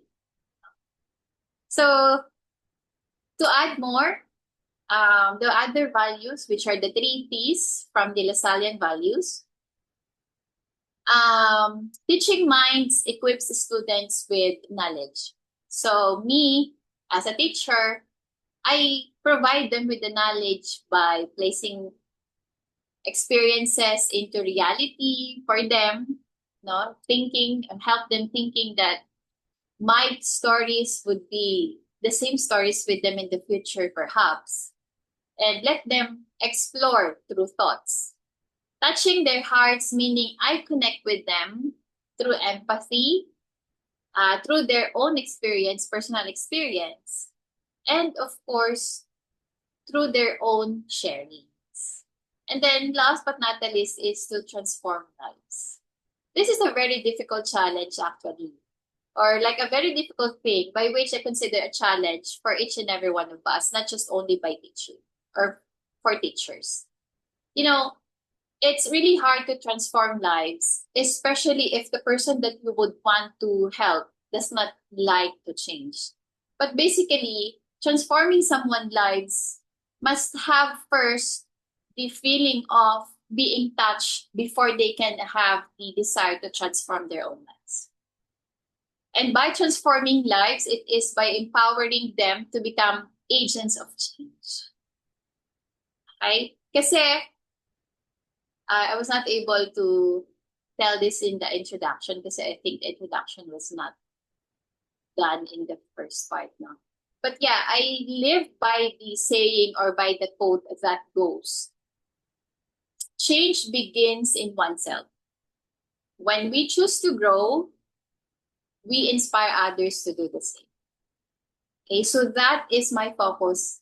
And that is the quote that I live by in order for me to say that I can transform lives.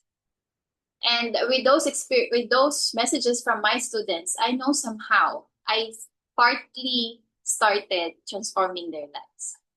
So these values are universal kasi it goes along with all the Lasallian people. But basically only a few of them lives with the Lasallian values. They resonate across cultures and professions.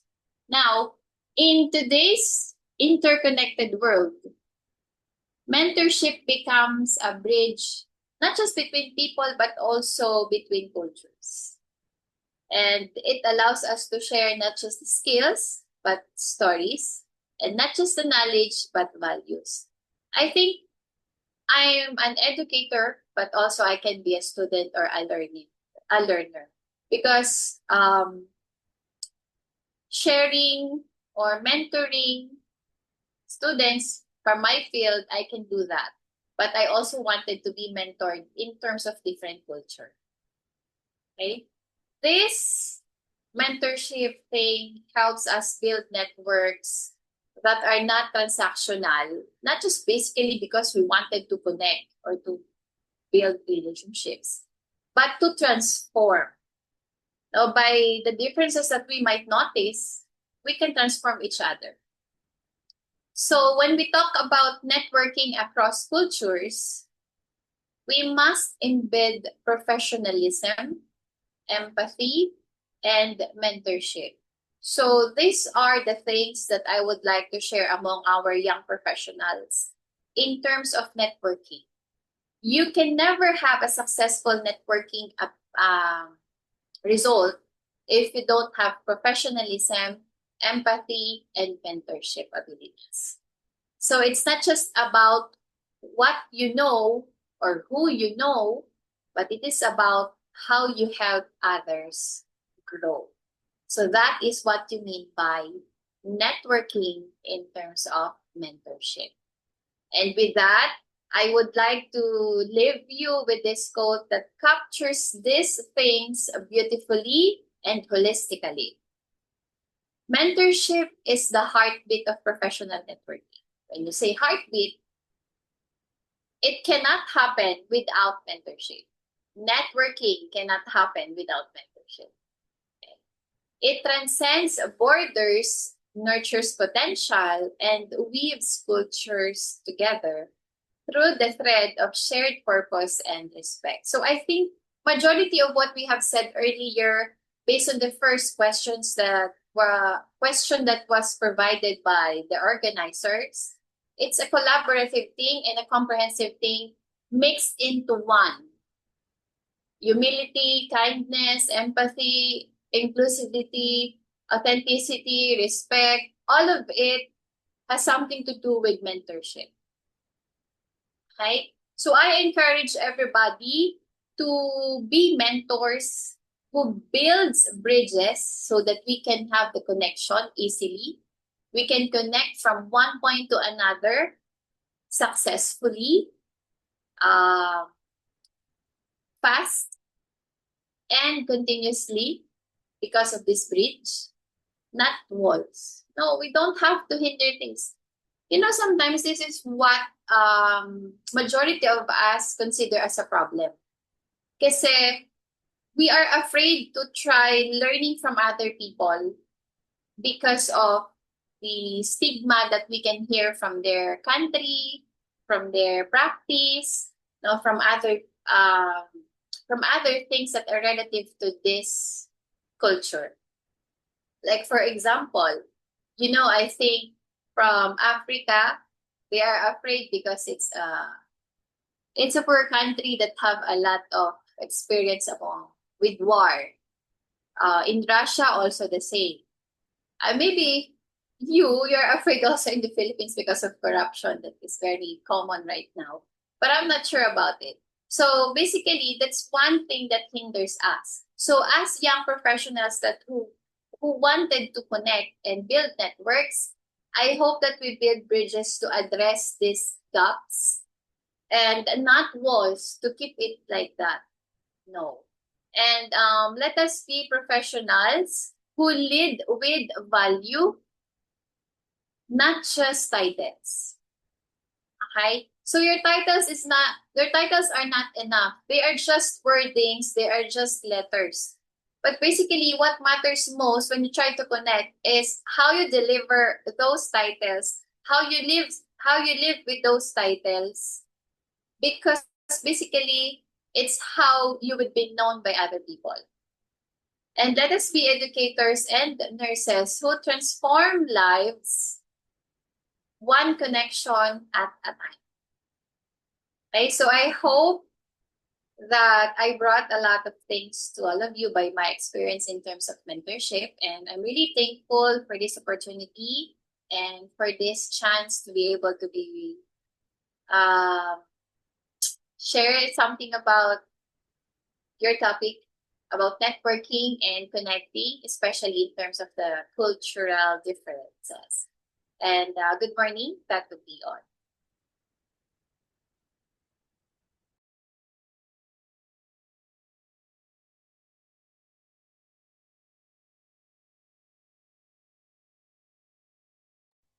Thank you very much, dear Beverly, really for your expose. So as we don't have time, it's so late. So we also urge all participants to follow Yalda on all our social media and register for our mailing list for latest news on African development, employment, and scholarship opportunities and inspiring African youth stories. So I think there is a code here there. You can just scan and follow our social media. So I think it could be better. And I don't know if Joanna has something to say to conclude and to thank the audience. So we are going to finish in 1 minute. Thank you. All right, thank you, thank you, thank you. That was very exciting. So I want to take this opportunity to thank all our speakers for their exciting messages, and also to our audience for joining us today. A big thank you as well to my co-moderator Frank. It's been a wonderful hosting with you. With that, we officially close this section, and goodbye to you all. Thank you. Thank you. Goodbye to all.